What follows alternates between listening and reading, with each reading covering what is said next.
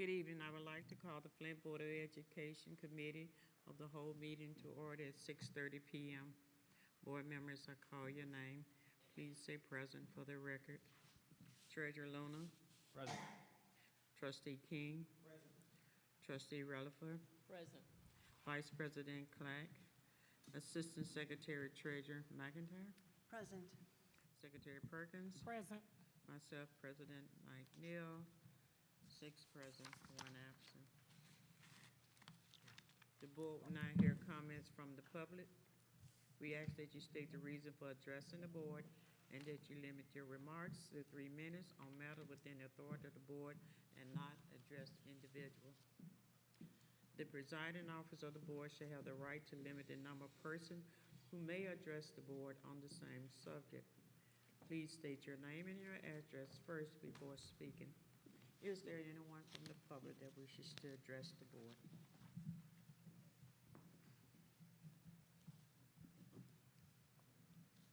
Seeing none.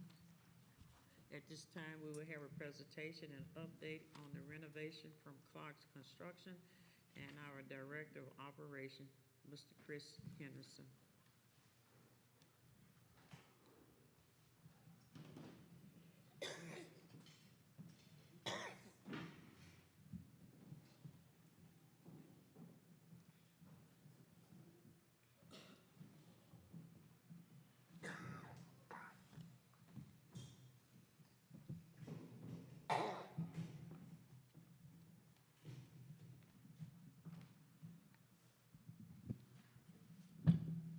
Good evening, thank you. Oh, sorry. Good evening, thank you. Thank you, Mr. Jones, for having us here tonight to give an update to the board on the construction process or progress for both, for Holmes, Potter, and Brownell. So we'll get right into it. The first action or first item. So this is Holmes STEM Academy. This is the gym floor as it stands as of this morning.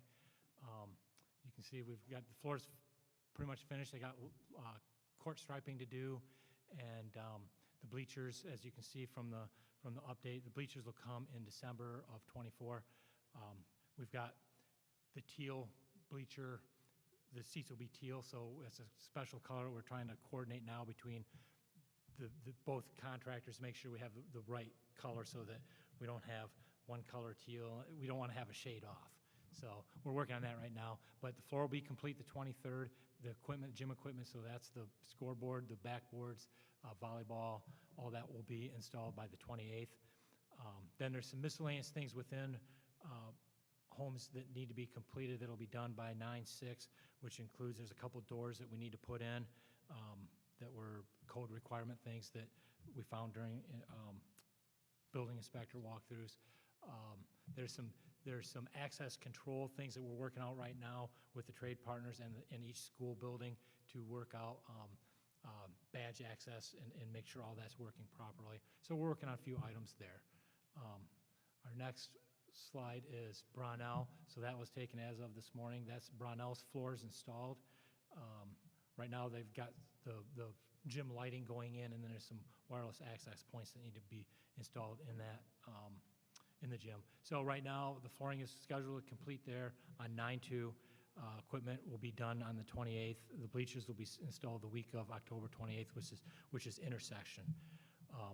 So the ECDD area is scheduled to be completed on the 23rd. The work that's left to be done is corridor flooring, the painting in the corridor, and lockers, which the lockers showed up and they've already started installing them, but that's the items that left to be completed there. The rest of the building, the rest of the classroom area is wrapped up. We're doing our cleaning right now before we bring in the final cleaners. There's 2 VUVs in that ECD area, which are vertical unit ventilators, which supply the heating and cooling for 2 spaces that when we added that change to it from the Mott Foundation, those units, it's just a long lead time. I had original date was of the 23rd to be shipping. And within 2 weeks, I lost 6 days. So now it's the 29th. And I still as I said the last time I was here, I have no confidence that that's going to necessarily happen. We have in place, and it will be fully operational by the 23rd, temp cooling and heating in those rooms so that the ECD area can move into those spaces. We're gonna let them do the presentation, then you can write your question down. Thank you. Yes. All right, no problem.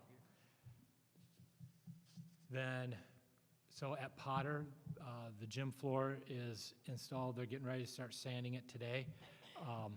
The flooring, once again, that's scheduled to be completed by the 23rd, the equipment the 28th. Those sets of bleachers will be installed the week of the 28th as well. There's some miscellaneous items there that we're working through right now. I said October. Oh, yep, October. Sorry. It's the same as Brunel. Or, yeah. So there's miscellaneous items that we're working through now in rooms 1 and 5, which are Head Start and I can't remember the other room, but they're both the younger children's. We got some 3 basin sinks we have to put in, which we're working through right now. Room 5, there's some bathroom floor that needs to be redone. There's some portable classrooms on the south side of Potter that were scheduled to be demoed. We're just waiting for consumers to disconnect the electric. Once we have that confirmed, they're going to come in and tear it out, and they're going to do that over a weekend. And they figure it's, you know, a few days, and they're going to have it done. Then there's some tack boards that are scheduled to be installed. They're scheduled to ship the 23rd. We're just going to wait till right after, right after Labor Day to get it all installed. That way there's no students in the building, and we can get it all installed and be wrapped up. So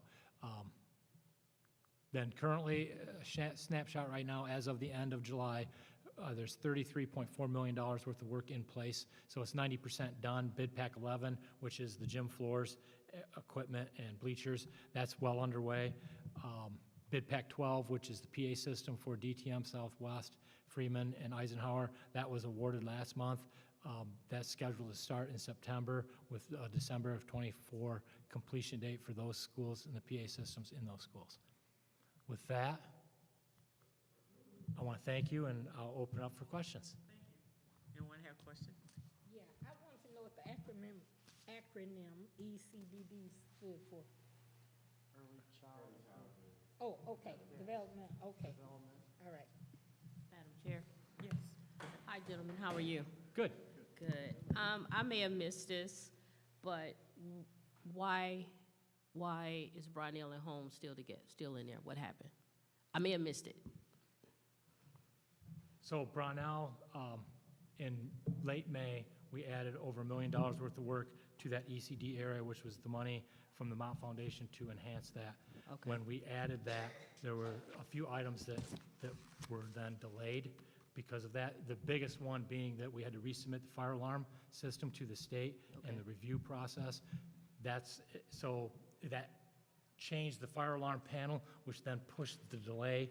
And we actually, if it wasn't for Mr. Henderson contacting the owner of National Time and them actually picking up the panel and bringing it out on a weekend, I don't know where we would have been without that support from the district itself to get that panel here. That's the biggest push of why Brunel opening has been slid back. Okay, okay. Also, with Doyle Ryder, so the elevator is scheduled to be repaired. That's not under your scope? No, sir. No, ma'am. Okay. The roof's still leaking. What's going on with that? The roof at Doyle, so Doyle that Ryder. was never under our scope. Never under your scope? Correct. Okay. It's the window It's the window seals? window sills that are So, leaking. you know, my ask is, we put all that money in Doyle Ryder, and it's always something wrong with Doyle Ryder. So, when is that scheduled to be repaired? So that was a scope of work that was never incorporated, and it should have been when I first got there, but it was not. And so we are now looking at that and getting pricing to do the windows and that, to So- include the atrium. Good, thank you. So with that, all the work orders that have been submitted at Doyle Ryder, are all those going to be taken care of? I know you could prioritize them, but just in regards to doors that do not lock in the teacher's classroom, I guess that's just something that's just standard. But I guess I was just alarmed because of all the renovations going on, and I know we had a special meeting about the roof, and to still hear about water, so, and then the elevator, I'm just totally confused on that. The But- elevator has always been a separate ongoing issue, and we have a service contract with Schindler, and they've always done things to get us through to meet the requirements, which are an annual inspection and load testing. And just this last time, it failed, and the car is beyond its age and limits and everything else. So, So it am needs I to be hearing modernized. patchwork been going on? No, ma'am. This will be No, patchwork no, no, to is the that what's past. been going on, is patchwork? Yes, ma'am. Okay. Prior to. All right, so it sounds like a lot of the delays were out of your control, which I think that's what you had told me. You have no way of knowing when things were going to come, which that doesn't Correct. fall up underneath you. So you don't have any reworks going on, no windows or anything that weren't installed properly. None of that's So going on at homes. all of that, I'm sorry. I didn't Go mean to ahead. No, interrupt you're you. fine. All of that will be part of ongoing punch list or corrective action for work Okay. that will be going on well beyond when we turn the building over. For example, I know of some flooring issues that we're right now working on a couple different solutions to look at and see what it does. Okay. And we will be working with the contractor to correct those deficiencies through your intercessions, your Christmas break, your spring break. You know, they have a one-year guarantee Okay. for workmanship, Okay. craftsmanship, that, you know, we make sure that that gets done. And at 10 months, we walk through the building with the school district as well, just to make sure anything, one final, you know, let's make sure everything is still working the way it's supposed to be before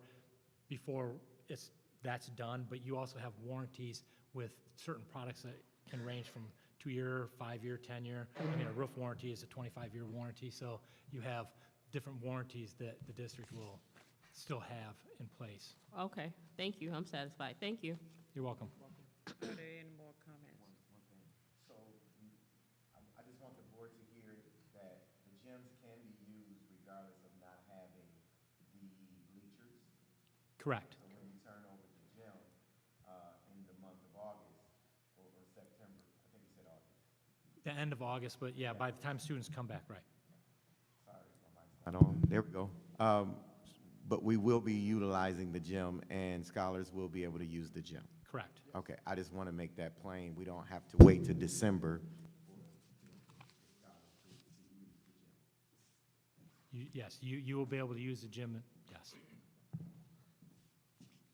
Are there any more comments? Thank you, Mr. Clark. Thank you. Construction and Mr. Henderson.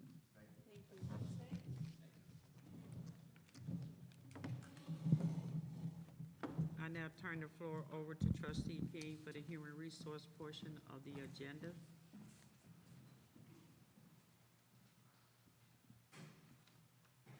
Alrighty, I'd like to call the Human Resources Committee, the whole meeting to order. Now I'll call upon Superintendent Jones to present action to the board. Okay, thank you. I seek a motion and a second from the board to move Resolution 1.5, personnel recommendations to the regular board meeting on August 21st, 2024 for adoption. Moved by Assistant Secretary Treasurer McIntyre, supported by Secretary Perkins. Is there any discussion? Mr. Chair, Trustee Rutherford. the resignations that are on page 18. Anybody read through those? Are you on 2.2 or are you on I'm on 1.5? I'm on 2.2. We're currently on 1.5. Well, this is personnel. We're just dealing with personnel. That would be under information. So your This- question would be appropriate under This information. personnel. Right, I know it's personnel, trustee, I'm saying, once we get, so currently we're on the motion to approve 1.5, but personnel that you're referring to under retirements and resignations on the item 2.2, we haven't gotten there yet. That's not all in the same, that's not the same thing? No, Oh, that's different. it's separated here, Okay. okay?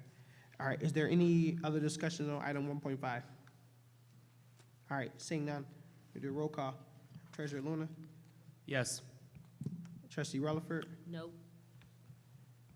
Okay, Vice President Clack, absent, sorry. President McNeil, Yes. Trustee McIntyre, Yes. Secretary Perkins. Yes. Myself, Trustee King, is a yes. All right, motion passes to move forward to the next board meeting. Mr. Jones? I seek a motion and a second from the board to move Resolution 1.6, authorization to extend staffing service contract agreement remote speech to the regular board meeting on August 21st, 2024 for adoption. Is there a motion to my colleagues? Mr. Chair, Treasurer Luna? I make a motion we approve action item 1.6. Support. It's been moved and supported by Treasurer Luna to approve item 1.6, supported by Secretary Perkins. Is there any discussion? Mr. Chair, Trustee Relaford, then Trustee McIntyre following. is there amount on here? Mono? An amount, An amount. Okay, sorry, I didn't hear that. dollar amount, cost. Let me find it. It's contingent upon the job. I understand, but that you gotta Okay. have a ballpark. You gotta give me, I gotta have a number or something.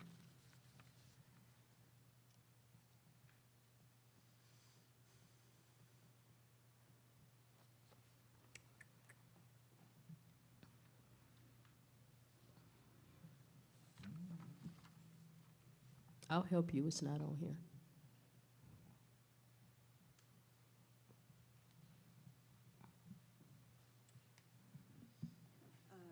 Is there anybody who wanna- Jones, perhaps with your permission, you could just explain what that service is and why it's contingent on the services, because we don't know what the service is. Yep, so remote speech will be for our scholars that need that service, and our LSS scholars that need that service. And sometimes it depends on the amount of years a person have, the amount of work that's going to go into that, the details of the IEP. So it's contingent upon that.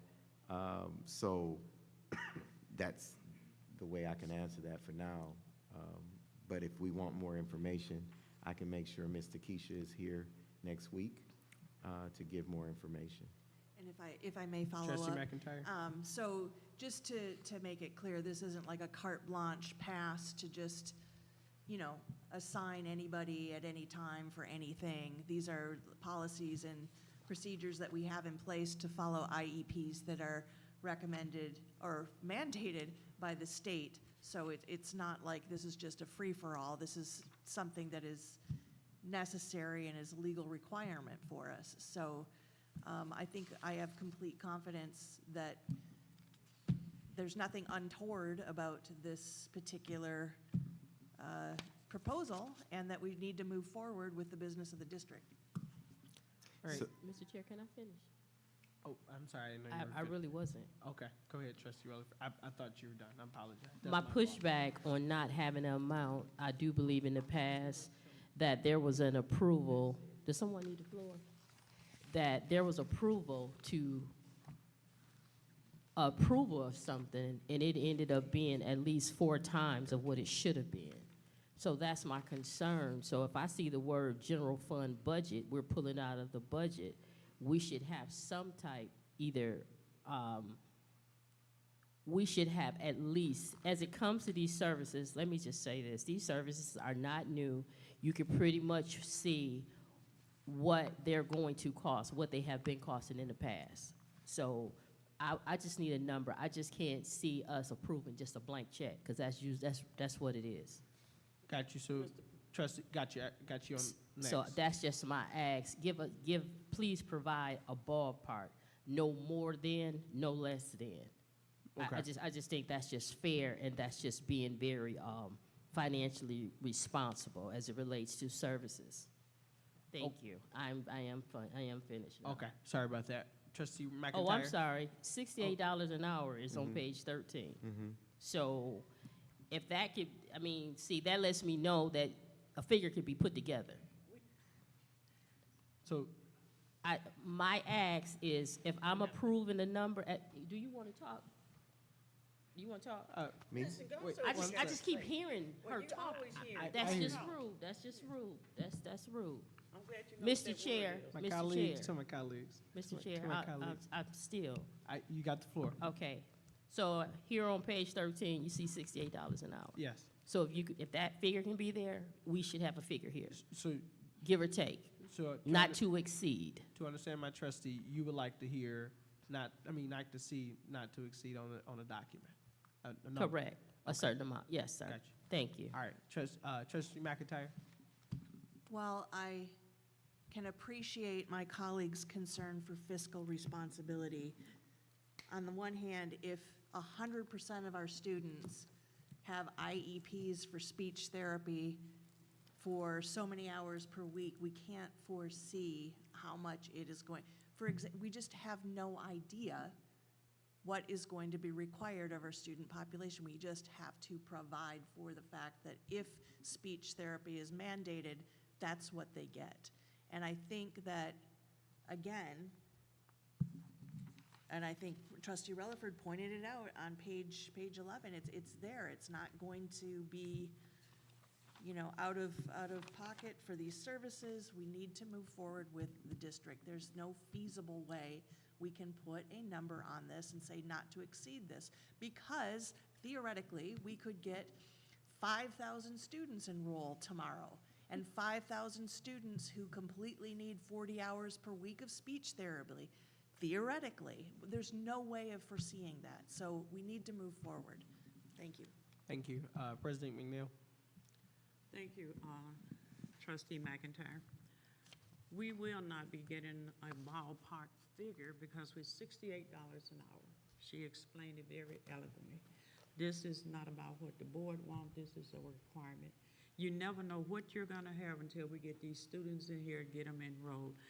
This is no quick fix or trying to do anything. This is a mandated, whether it's coming out general funds or grant, it's a requirement, and the students will get what they deserve and what they need.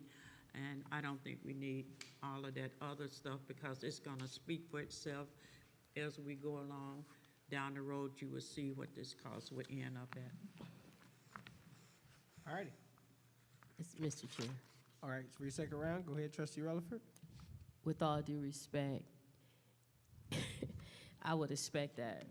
It's certain things you just expect from certain people, but if it reaches a certain amount, I'm not saying I don't want to approve it. I'm not into giving a blank check. So if it exceeds a certain amount, yes, the students will be serviced, but once you get to a certain amount, come before the board so that we know what's going on. If it's 5,000, as you said, then use that figure. Just put a number in there.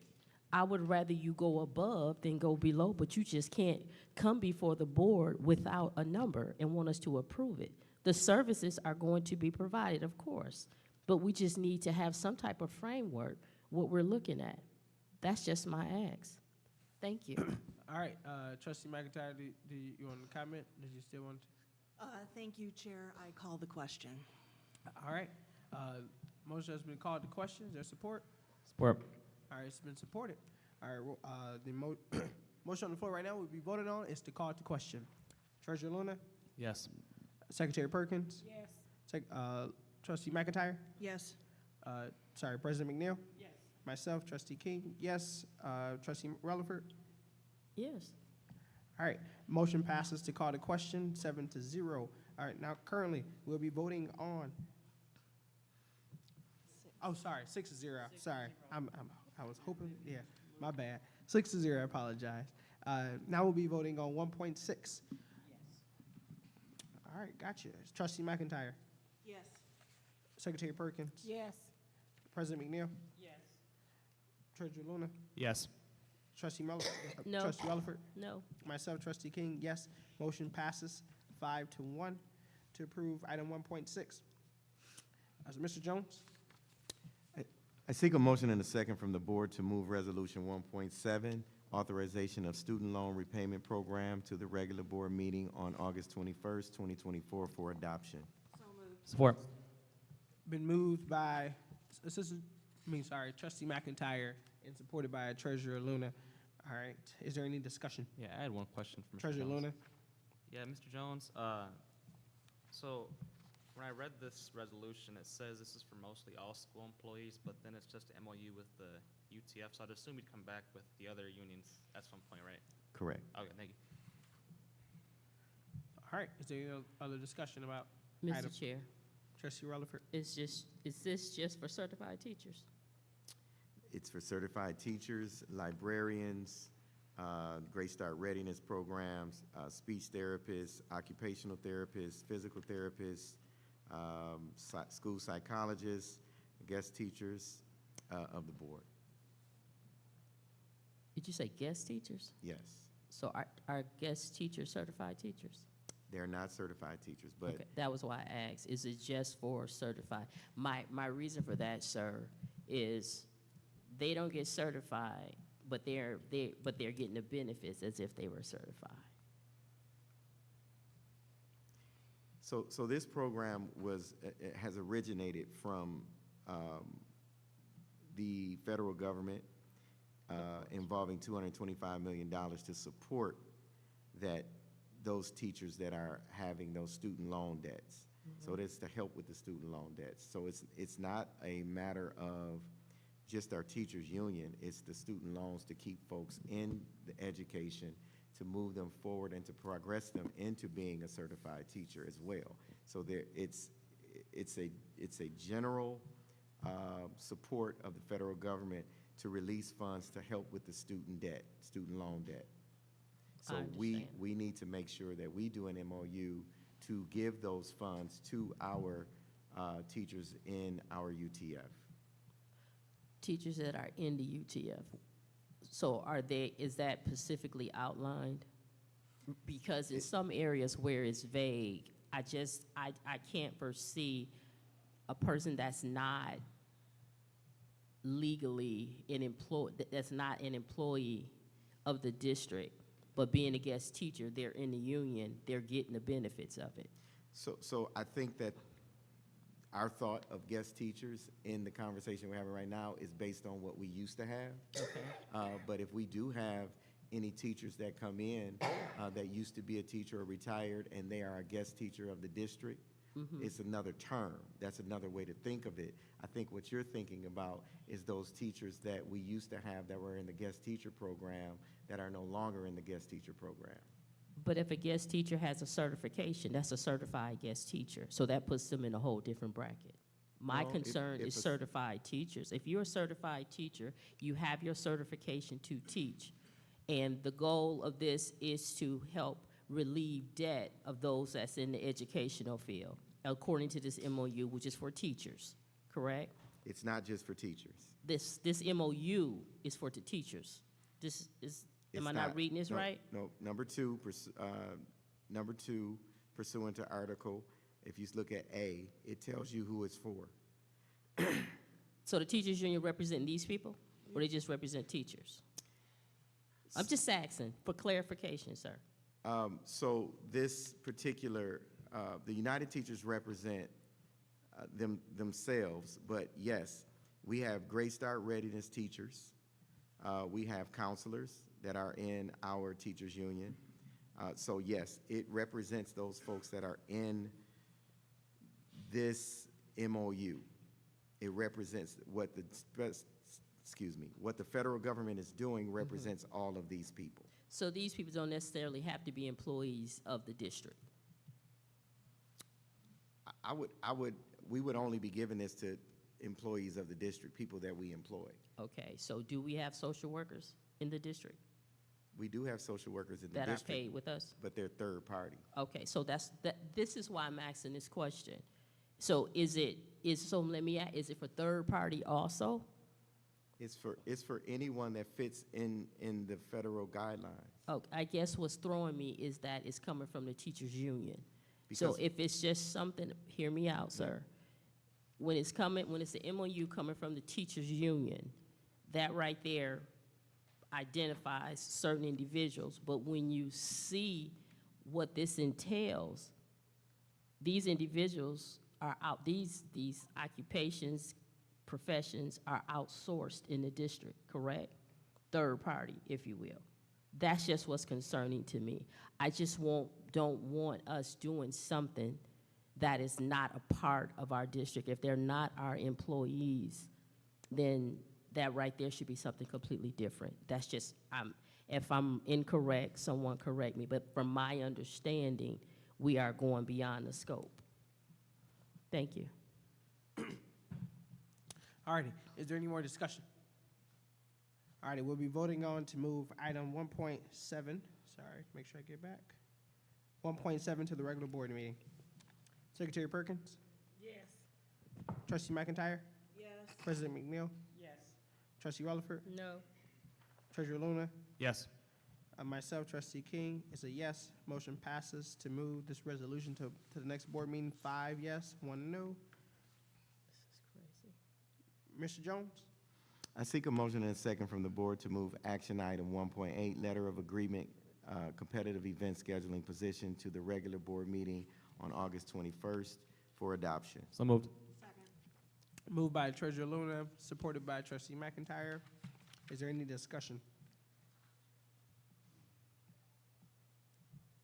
Any discussion?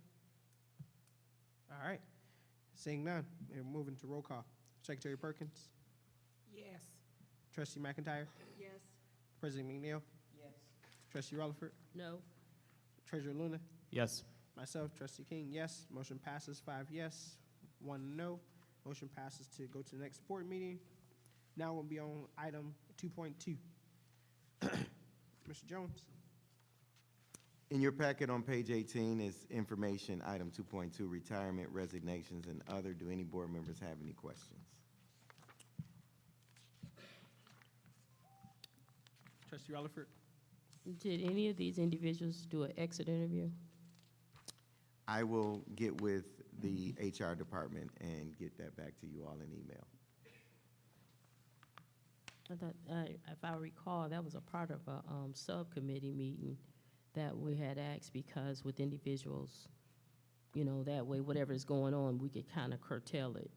But to see 27, 26, and 32 years, you can't replace that historical knowledge. And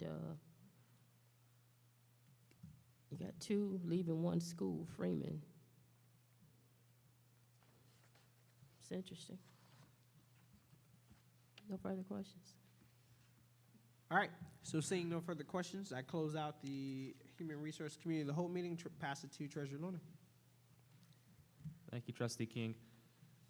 I now call the Finance and Operations Committee of the whole meeting to order at 7:03 p.m. I will now call upon Superintendent Jones to present action to the board. Okay, we are going to move on. I seek a motion and second from the board to approve Resolution 11.6, approval of boiler repairs at Southwestern tonight for adoption. Mr. Chair, Go ahead. I make a motion to batch 11.6 and 11.7. All right, so there's been a motion to batch 11.6, 11.7. Is there a second? Is there a second for the batching? Second. All right, so it's been moved by Trustee King and supported by Secretary Perkins. Is there any discussion for the batching of 11.6 and 11.7?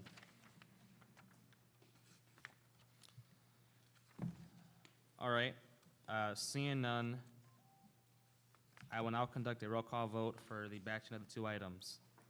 Trustee Rutherford. Yes. Trustee King. Yes. Vice President Clack.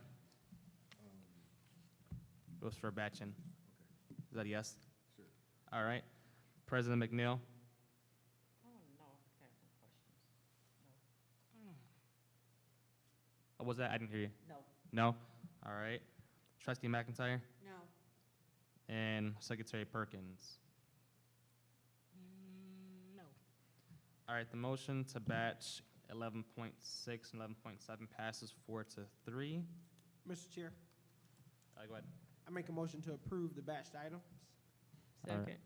All right, it's been motioned to approve the batch items by Trustee King and seconded by Trustee Rutherford. Is there any discussions? Mr. Chair, Go ahead. I do.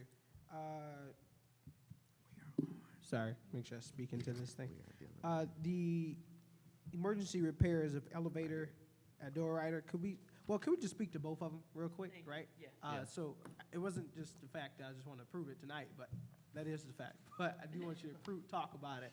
We get to that process of talking about it. Could you talk to more about it? Yes, so we're starting with the boilers. The boiler safety relief valves, which is a part that's covered under annual inspection, they're leaking, so they have to be repaired. And while doing that, they're also going to look at refiring the boiler to its most efficient aspect, so they'll recalibrate it after they go in and make the necessary repairs. So that's it for the boilers, and it's affecting both of them. Moving on to the elevator, so we have a service contract with Schindler Elevator, and they come out and do the load testing, which is an annual performance of the elevator. And it then failed, and they have done temporary repairs over the past few years to keep it in compliance. And with this load testing actually failing it, we had to go out, and now we have to do a modernization of the equipment there. So will we just get a brand new elevator, or we can't just do that? The width of the elevator shaft is too small, so you have to upgrade the car, and that would cost even more if we had to dig out the whole thing and redo it. So we're doing a modernization of the existing car to bring it all into code compliant. So we gonna modernize the car. Yes, sir. So haven't we been modernizing over the years? No, sir. So how much, do we know how much it costs for a new one? It's well over $250,000 for a brand-new car. That's just the car, or that's just for the whole thing?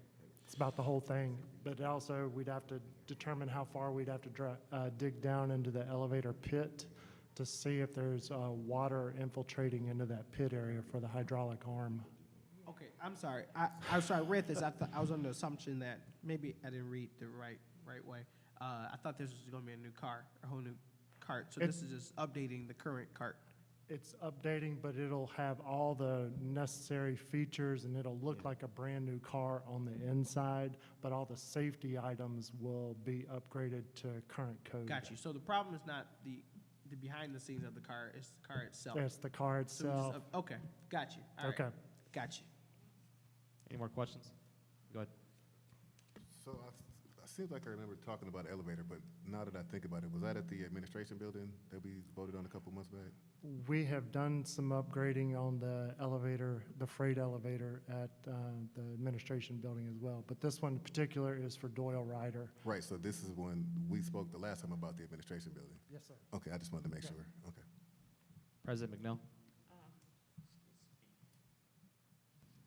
Now that I understand about this cart, and I understand the challenges we had going into renovating Doyle Ryder.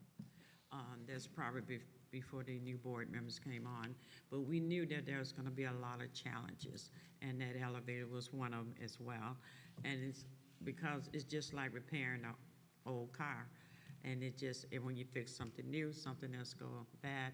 But now that Mr. Johnson yourself has explained what this cart is gonna do, and it is small, I have no problem with it.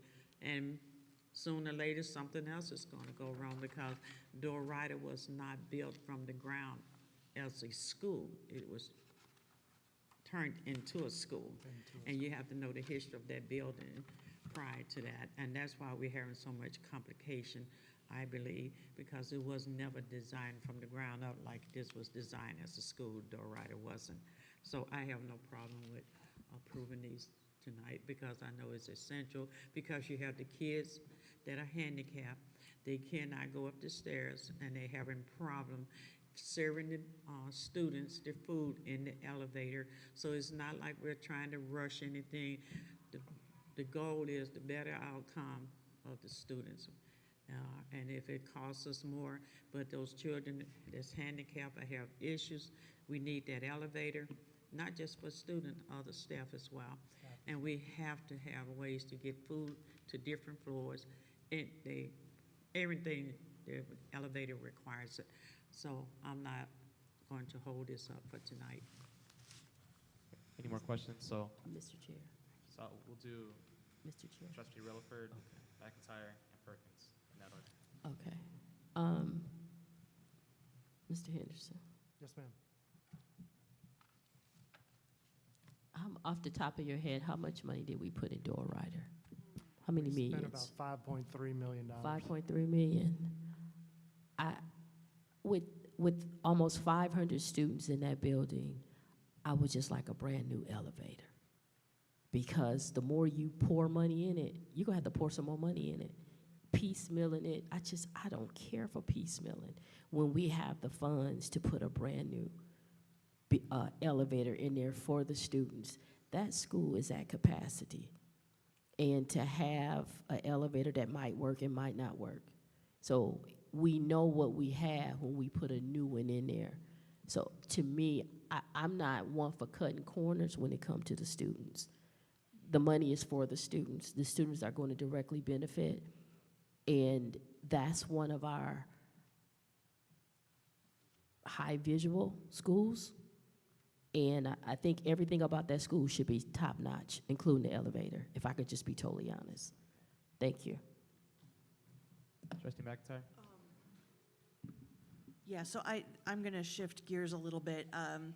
I appreciate the explanation.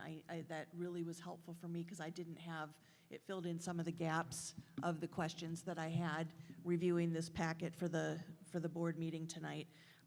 My issue is for the board, I would really like to encourage us to follow best practices and in future to not batch items or to have items immediately passed within the same meeting. Because our training with NASB and MASB, it really is best practices for open transparency and honesty in the district to have things posted. It comes before the board in a committee of the whole. We talk about it. The public is able to engage with with what is brought up. They get a chance to ask questions or bring their comments and concerns, and then it goes back, and then the next week, we have time to have that community input, and then there's another chance. Now, that being said, I'm not opposed to this happening tonight because I understand we're out of ADA compliance. So I'm not necessarily speaking strictly to this for tonight. So this is truly an emergency, something that has to come forward. I would like to see that be the exception rather than the rule. We're getting a little sloppy, in my opinion, in terms of batching things, because I know that we know what's going on and it's more expedient for us. However, it's not best practices as we've been trained in our trainings. And I really would like the public to have an opportunity to kind of pause. They see what the proposals are. We vote on them each individually. They move forward to the next meeting, and there's time for community comments and input. Even if it seems like it's taking forever, that's due process, and I would like us to do that unless there's, we're out of compliance and students need to be fed food, right? That's clearly something that's different. But if we could just take that into consideration. Thank you. Can I ask you a quick question, just for clarity? You're saying that you're against batching and approving items that in the same night, or just one or the other? In general, I would like to see us not do either practice. Okay. To batch or Alright. to bring items forward for approval immediately in Okay. the same meeting. I just wasn't sure if I heard you clearly. Unless an emergency, I'd like to see that be the there are moments where that's needed, so I'm not saying don't ever do it, but I'd like to see it be the exception and not the rule moving Okay. forward. Thank you. Thank you. Trustee Perkins? The reason that I voted no was because I wanted to hear the explanation on that was given to us from Chris and Chandler. So I understand we need to have this done, Yeah. so I'm not against it. And just for my purposes, to be more efficient, I probably would just, at the next Finance Committee of the Whole, let you guys begin with the presentation on the items first and then go take questions. So I assume what you'll say will be, there'll be a lot of the questions you guys have for them. But I had one comment and a question. So this is more of a kind of a higher picture thinking, but, you know, as we begin to close schools, and then also we have the potential to have a new high school kind of built and rebuilt, items like this boiler and like the elevator, can those items be sold like how we do like with desk and chairs and tables, or is this not possible? It depends on the age of the equipment. Some items can be disassembled. You usually scrap them is how we Okay. do it, and that's how you get money back out of it, because they'll discount the price for demolition to scrap the materials. So that's typically how it's done. I didn't know that, thank you. Yep. Good. Don't you guys kind of cut up the boiler to get it out of the building? It Kinda cut depends up in on the pieces? age of the boilers, but we had to do that at homes because those were old, inefficient, and they So weren't they- worth their value other than the scrap metal. Is there an alternate way to remove them from the building outside of doing it that way to resell them, or just? Sometimes, yes, it depends on the boiler actually itself. The newer ones are easier to get in and out of the building versus the old ones because they're much more smaller and more efficient. Any more questions? All right, seeing no further questions, I will call a roll call vote to approve the batched items 11.6 and 11.7. Trustee King, Yes. Trustee Relaford, Yes. Vice President Clack, Yes. President McNeil, Yes. Trustee McIntyre, Secretary Perkins, Yes. and myself, yes. The motion is approved 7-0. Seeing no further business, I now declare the Finance and Operations Committee of the whole meeting adjourned at 7:16 PM. I now turn the floor back over to Board President for the Committee of the Whole portion of the agenda. Board member, in your package, 21.2, reinstatement of an expelled student. I seek a motion and second from the board to approve the resolution 21.2, reinstatement of expelled student tonight for adoption. Madam Chair, Yes. I make a motion to approve 21.2. Support. Support. Is there any discussion?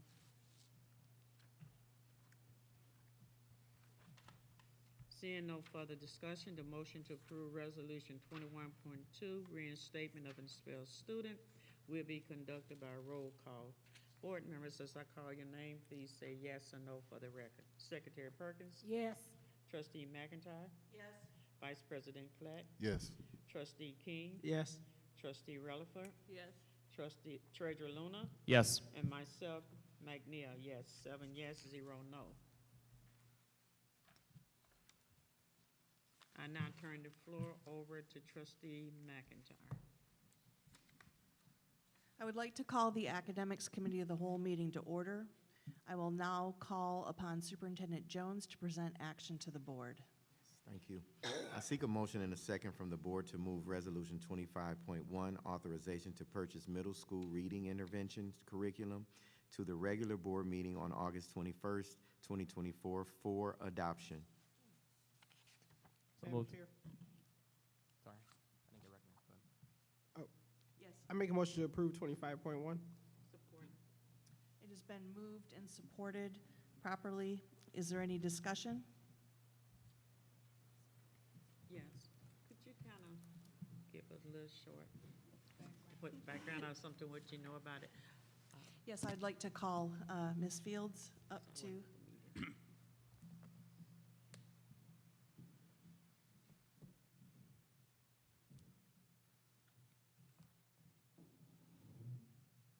How you doing, Ms. Fields? Good evening, Board. How are you this evening? Fine, thank you. Very good. Thank you for having me out. The questions for the Reading 180 program was put out for RFP. We had one person respond to it, which was the HMH for the Reading 180 program. This is part of the program that you purchased during your regular purchase of your curriculum. It's a reading intervention program that's being piloted at home, specifically to go ahead and close the gaps for students that are not achieving success in reading.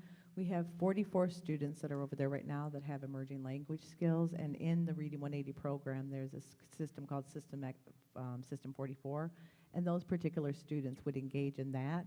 In addition to that, we have students that were not at the Ready to Instruct level. Out of 330 students that were tested at the beginning of the year, we started off with 72% of that not at the Ready to Instruct level. By the end of the year, we were able to reduce that down to 58% of the students were not at their ready to instruct. Not to be confused with growth, student growth. You have to be able to instruct in order to be able to get growth. And so this program has served well in this past year that we piloted it with homes. In order to continue it, we have to pay for the various things that they said, the materials, the subscription, the software platform, and whatnot. Great job, thank you. Thank you.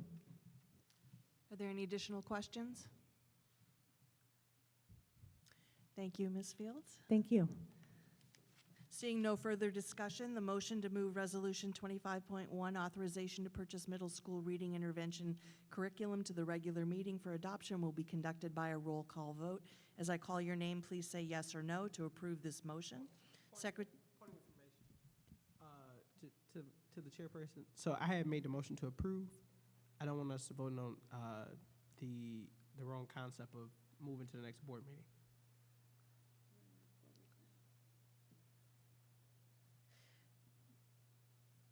I'm sorry, did you change what Superintendent Jones? No, so I said I made a motion to approve 25.1. That was the original motion? Did you get a second? Yes.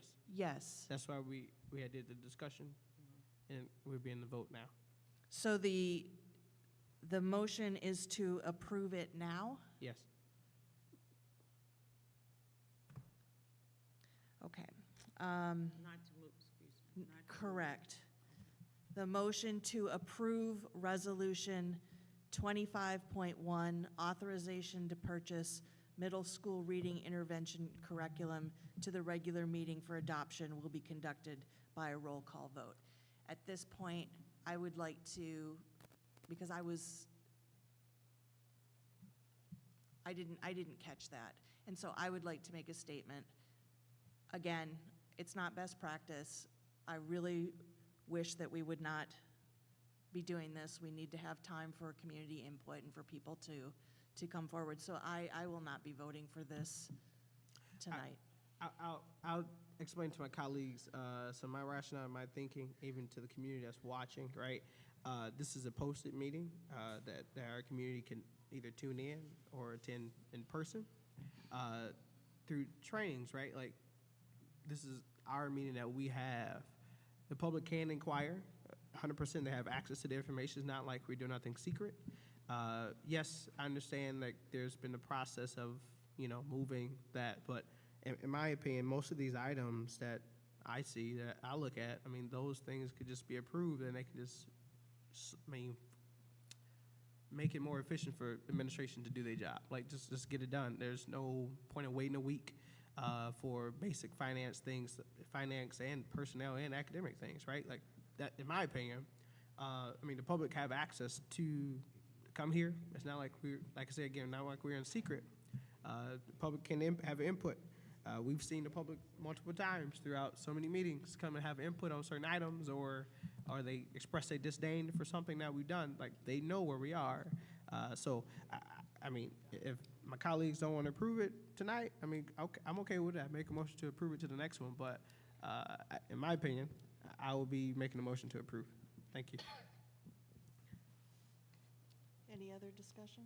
I just have one quick comment, if I may. Trustee Luna? Yeah, so for me, I hear what you both said, but just as a body who makes the rules for our bylaws, I think we should give space for us to have some nimbleness when improving things. So, like, for example, right, if this was about like the sale of of real property, like a building or a school closure, then I would agree with you. Like, let's approve it to the next meeting or not approve it, because that is a very controversial item that affects the community in more ways than one. But to this point, when it comes to the curriculum, unless there was some controversial material in there,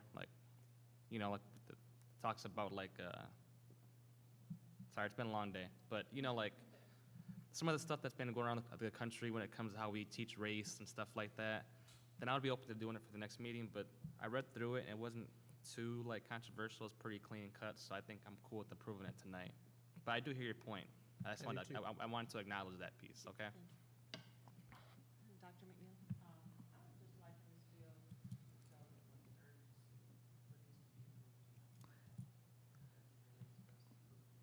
As it pertains to the subscription, there could be gaps in services. So we want to make sure that we're continuing through and that students don't lose any intervention services for the next week, in all honesty. And to Mr. Luna's point in regards to things that are controversial, I most definitely believe there should be things where we put the brakes on them to ensure that we're getting the best possible materials in front of our students and that we're doing things that are of the most scrupulous and idyllic for what they need. In this particular situation, it's really more about the subscription and the need to make sure that we're continuing without any gaps in their service. So just a rebuttal. So point taken. I think my colleagues are making excellent points. Again, this isn't to this topic specifically, but I really dislike when something comes forward to the board that needs to be passed because there's an urgency. And again, I'm stressing, I would like to see us follow best practices to having ample time to have it proposed, moved to the next meeting so that there's some breathing room, there's some discussion, and I understand the onus is on the public to read the meeting minutes and to look at the agenda and to make inquiries, but let's face it, civic discourse needs some time. And this isn't necessarily something that needs to be argued about or discussed or anything. However, there are things that, even if they're not so, important topics, it's still best practice to engage a community in a community school district so that people have ownership and empowerment and feel like they belong to the district. So again, what I'm saying is I would just like to see this practice kind of nipped in the bud because we're getting a little quick with things. And yes, it is expedient. And yes, the administration does need to be able to move quickly. However, I want to move quickly with the community in an open and transparent way. So this may not seem like a big deal to pass this immediately tonight, but again, I would like to see us do best practices and in general make this, not the rule, but an exception.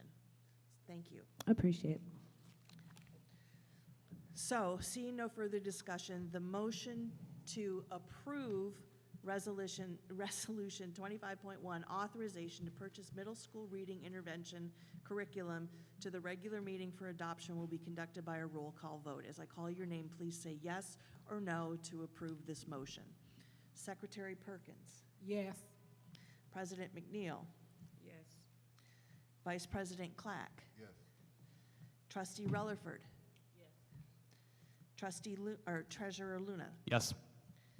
Trustee King. Yes. And myself, Trustee McIntyre, yes. Motion passes by a vote of 7 yes to 0 no. Thank you, Mrs. Fields. Adjournment, seeing no further business, I declare the Academics Committee of the Whole meeting adjourned. I now turn the floor back over to President McNeil. Time of adjournment, 7:28. Thank you, Trustee McIntyre. Do any board member have any comments before we adjourn? Madam President? Yes. Yeah, and I've had this discussion with you individually, Mr. Jones, and a few others on the board, but I think it'd be good for us to maybe, in the near future, look at scheduling a finance and operations council to talk about, how we plan to repurpose Pierce and any updates for the community. And this could be a forum, but just something to kind of, get back on the topic. But I'm open to whatever, and I'd probably just, appreciate Mr. Jones at some point, maybe offline, just what makes the most sense to you, because you're way more on the ground than we are, so that's all. Madam Chair. Yes, Trustee. No, excuse me. I'm sorry, Mr. Clark. I just have a couple of questions. Is it okay if I bring Ms. Henderson up? Speak into the mic like it. I'm sorry, Mr. Henderson, can I ask you a question? Can I ask you a question? I'm sorry.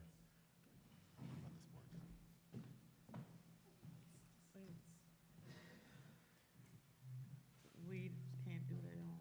I was just asking about the statement. Point of order, Madam Chair. Yes.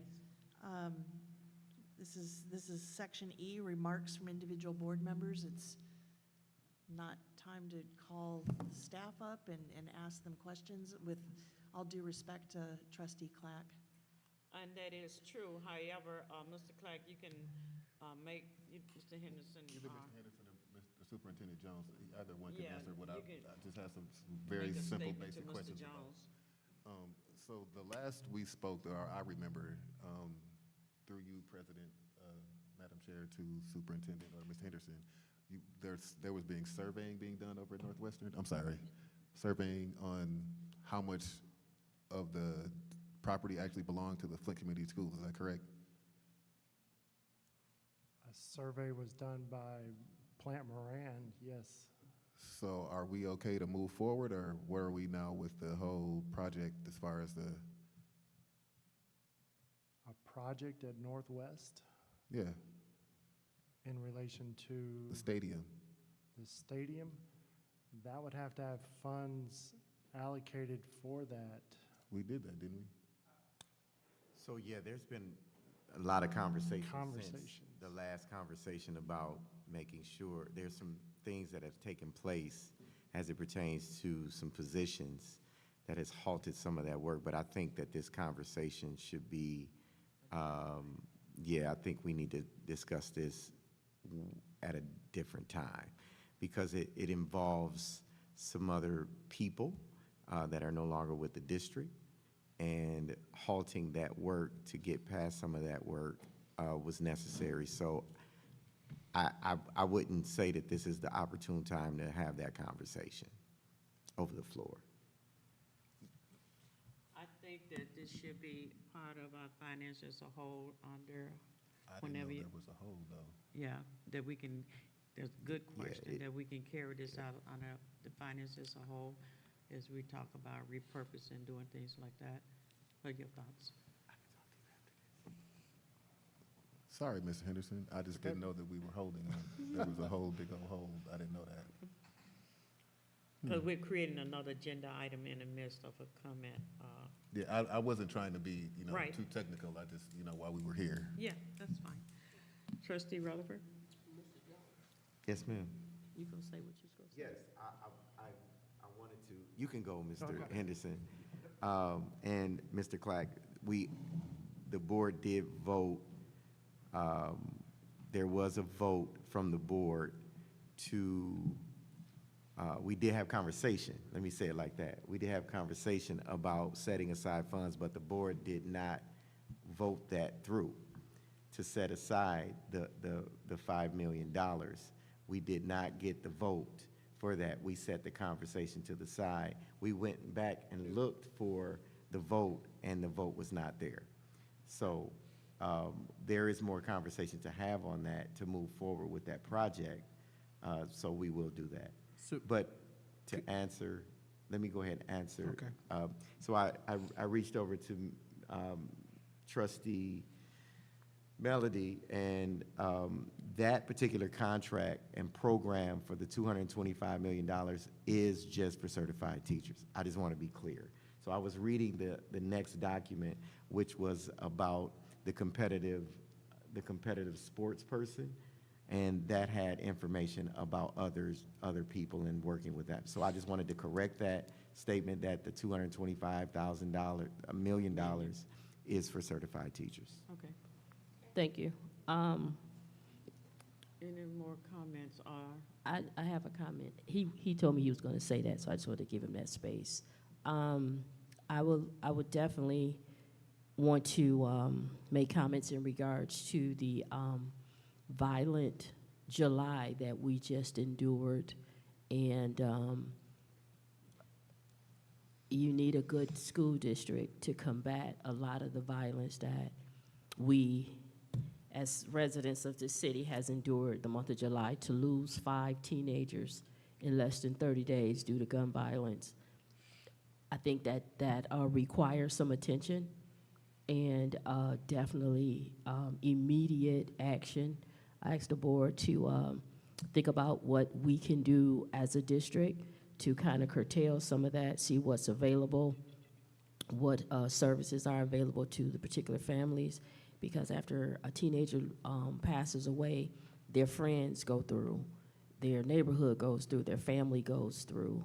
So I definitely wanted to make a statement about that. And then also, I don't know, I'm at a loss. I didn't understand the judgment of $690,000. I would just like to know, and this could be offline or whatever, why would the district need to settle for $690,000?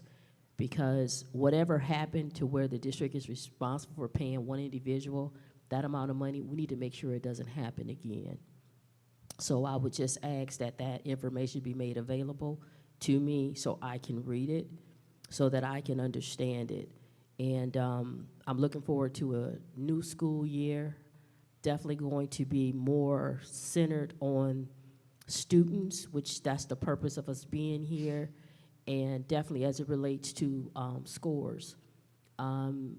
Able to be a part of us seeing a student come back to the district, and just the opportunity to impact families and lives. And I think about our last valedictorian, what's his name?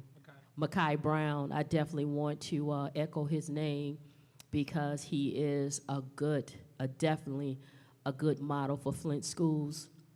And his parents, they could have sent him anywhere, but to allow him to remain here in Flint schools and for him to excel lets you know that great things are happening in Flint schools, and we just want to definitely magnify that and be able to welcome all students that may find their way coming back to Flint schools, and we just welcome them with open arms and be able to provide definitely a qualified education. Thank you. Are there any more comments? Trustee Perkins? I can't go after. Yes, you can. After. Matter of fact, you started something. No, I apologize. Secretary Perkins can go. You sure? Yeah, I'm positive. I just wanted to take my hat off to Superintendent Jones and Dr. McNeil at the coming back to school, the reorganizing, the rejuvenating and all that. You guys really, I mean, I got to take my hat off to you. You had the entire Whiting Auditorium hyped up, and we need some good things to showcase. I think all of the teachers were engaged, and all of the schools were present. Dr. McNeil and I were there, and some of the other trustees had to work, but I'm telling you, it was so much juice, I'm gonna say, in the room, and the administration was on point. The superintendent's administration was really on point. And they all knew their material, they spoke well. We just had a grand time, and I appreciated it. I actually brought my daughter, and she enjoyed it as well. So just kudos to the Flint Public Schools. Thank you. Thank you. Cool. To my colleagues, I'll be forwarding your email of the minutes of October 11th, 2023. That is the meeting we approved. Well, we made a motion to set aside an amount of money for Northwestern, but there were some amendments to that motion that inevitably have raised the question, raised the issue of, did we set aside money or not? I'll send you the minutes along with the YouTube link so you can watch it and the time frame it starts. I did some investigating on did we actually approve for $5 million exactly? But I thought we did. yeah, needless to say. But we ain't gonna talk about it, Ms. Cleaves. The first day of school was amazing. It was good to start myself out at Holmes and see the new building, the renovated building, see the scholars walk in on red carpet, be energized as they get off the bus and enter the building. That was a good sight to see. Potter as well. I encourage my colleagues to visit the newly renovated schools plus the other schools as well. It's a sight to see our kids back in the classroom learning again. Potter looks amazing, amazing. The auditorium. So I think we should also talk about later on moving our meetings to Potter Auditorium. I think that's a good location to showcase off a new renovation. The auditorium is amazing if you haven't seen it. I'm saying amazing again, because the acoustics, the detail, the seating, the platform is a state-of-the-art kind of platform. So I think we should think about moving our meetings just to Potter, right around the corner, or one or two. We have them there. It's a nice, comfortable new space. That might be. I just want to put that in my colleagues' head. But great work. Really quickly, I just forgot one more thing. If you don't mind, it'd take 10 seconds. Because we're just going one round. Yeah, Okay, I go know, ahead. I know. I just wanted to give a shout out to the board members, Ms. Trustee McIntyre and President McNeil, Mr. Jones, and Sean for the event we had 2 weeks ago. I had to leave early, but it was fun, and I thought it was a good time to showcase our leadership and how we've been working together in front of our colleagues from Beecher and the ISD. Thank you. You, then you want to go to John and I can end? Sure. Trustee McIntyre. So, yes, so congratulations to the staff, to the administration for the start of a very, very promising school year. There's a lot of buzz, there's a lot of excitement, including the event that we had as a board with the Beecher School District and with the Genesee Intermediate School District. It was unprecedented. It was one of the first times that we had the boards of those three institutions come together, and there was a lot of comments about how we've got some unlikely people in the same room together all at the same time, and actually fun and camaraderie was had by all. And we'd like to see it as the beginning step initiated by Flint Community Schools to develop more collegiality in the district and outside of the district. We're building bridges with the Genesee Intermediate School District, with Carmen Ainsworth,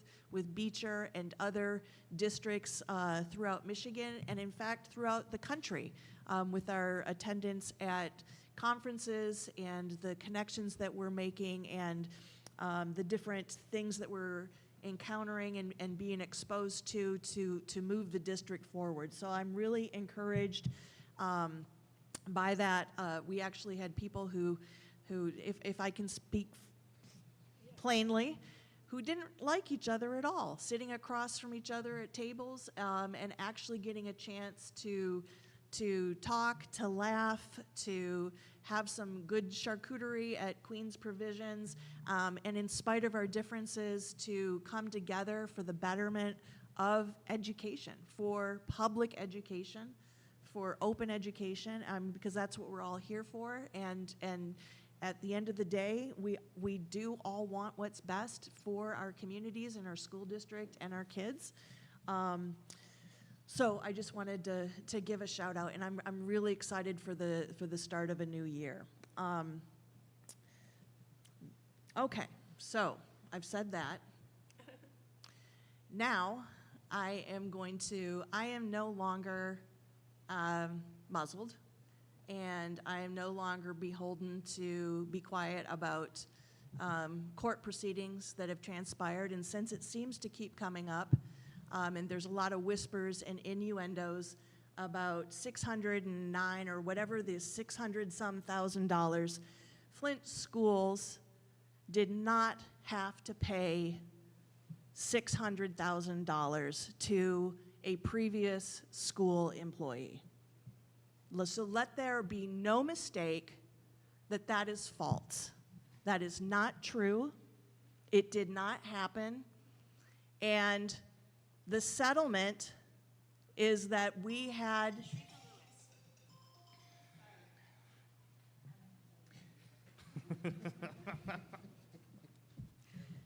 So, here are the facts of the matter.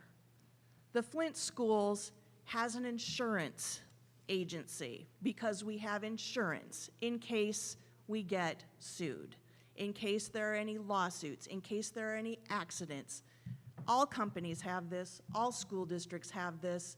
It's not unusual. In fact, it's best practices.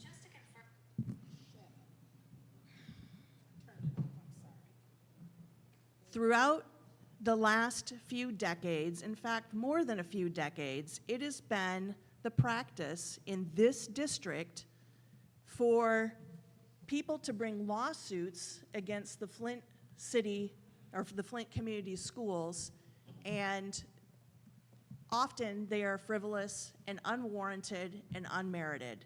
And in my opinion, this case was as well. We did not judge the case. We did not have a jury of our peers. We did not go to court. It was arbitrated because in the arbitration or in the contract with this former employee, it was mandated that there be an arbitration. There are a lot of details, and I am not, I just don't want to bother everybody and take up everybody's time with all of the details, but I'm out here and I'm open to discussion, and I'm ready to just tell the story like it is, but at the end of the day, we were wrongfully sued. There isn't any culpability on the part of the Flint schools. We were found not to have done anything wrong. It was dismissed. There was a settlement. It was paid for by the insurance company. Once a lawsuit gets into the hands of an insurance company, it is out of the district's hands. We have no say. We have no say. So the school district and the individuals, and remember, there were 4 individuals who were sued. 4 separate, 2 of are sitting here at the table right now, and the other 2 no longer are on the school board. One of them did a dirty deal with the person who was making the lawsuit, and somehow mysteriously dropped out of the lawsuit. And the third one, I think the less said, the better about the third one, because there were some things that really could have jeopardized the district. Let's just put it that way. There were things that were done by the third individual that were not done by the school district, but were done by an individual person that could have, if it had gone to court, could have really harmed our district. So I'm allowed to talk about it. I'm going to talk about it. The truth needs to get out there.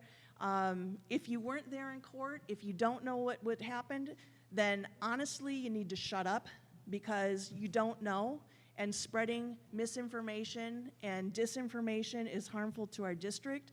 We did not incur any costs, and in fact, we set a precedent, because now it's known that if you sue us or have a lawsuit, we will fight back, especially if it's wrong, especially if it's unwarranted, and especially if you're wrong. We are not going to just roll over and pay out everybody who sues us, because that is exactly what has been happening for decades.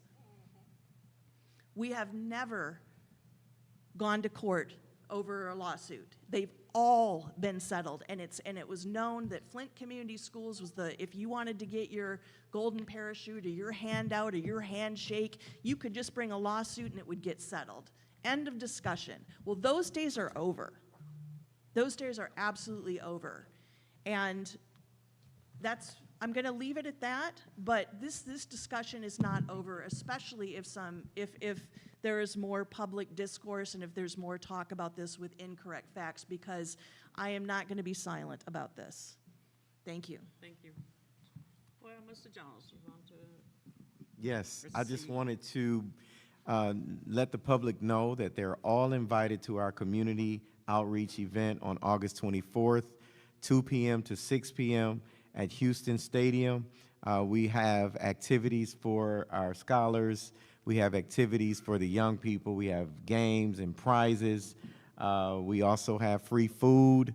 It's going to be a cookout. We have over 25 vendors that will be present and partners that will be participating. We've been meeting on a weekly basis as subcommittees and the committee to ensure that this is a success. We've done media around this. We've actually been on been to 3 media outlets today, and we will be going on some more media outlets with a board member and some of our speakers. We're going to have some of our athletes come back. Our keynote that day is Mateen Cleaves. We had a meeting with him and was able to sit down and talk about sports and bringing back some of those folks that graduated with him as well. And also, we're going to have some poetry, we're going to have some dancing, we're going to have just a great time, and we're going to be, our vendors are all giving back to our community, and we'll be giving out things to our scholars. So we're excited. We're going to have some raffles. We're going to have some attendance incentives stated out there on that day, and concessions. So we're excited about this event, and it is free for the public. It is free for our scholars, free for the families to come out and enjoy. Yes. Yes. Okay. Northwestern High School. Yes, Northwestern High School. It will be on the football field of Northwestern High School. So everyone's invited out to come and enjoy this day. Thank you, Mr. Jones. Since I'm the president, I'm gonna have the last say on comments. And I want to leave it for good notes, and I want our board to start to saying something really good about what we are doing positive. There is absolutely nothing we can do outside of this district, but this Flint Community School is a safe place to be. It's a safe place for your children to be. Our board has worked very hard. I want to give Mr. Vice President Clack a good shout out, because you started an initiative that has came from, you can correct me, Mr. Jones, we now can participate in sports. Am I correct? We are participating in sports. We're waiting on the final votes, which is favorable for Flint Community Schools to be in the Genesee Area League. So that should happen before this month is over. Thank you. Yeah. I want to shout out, I was watching Facebook, I couldn't get there. Trustee King was everywhere on the first day. He was working, and as it relates to children, as people having somebody to talk with. I can't think of the guys that wears the orange shirts and stuff. The Peacekeeper is in the community, been endorsed by the mayor to help break down the peace. Inside of the school district, we have everything we need. If someone loses their life, this administration, since I've been here over 3 years, has everything we need to comfort this here family. So there's nothing but dark about Flint School. As a matter of fact, today we had 2,760 students enrolled in our school. Why? Because we're doing great things. We are not going back in that dark world. So I would just love for us to say what good things we are doing, plenty good things. We do not have to use comments to tear each other down or tear the district down, because the children need lifting up. And you can see that on your news. People wants to change. People wants joy. You want your kids to have joy, come to Flint Community School. Enrollment is up, and we'll see you August 24th. I have 2 people in the community that have passed out 150 flyers. I done passed out 50. If you want to see Flint grow, board members, you can roll your sleeves up. If you love Flint, take a few flyers and pass them out to people in your community. On that note, the Board of Education will hold its regular board meeting at ALA August 21st at 6:30. Seeing no further business, I declare the board committee as a whole at approximately 7:53. Yeah, before the first game, yeah. I'm going to check it. Great job, Ms. McIntyre.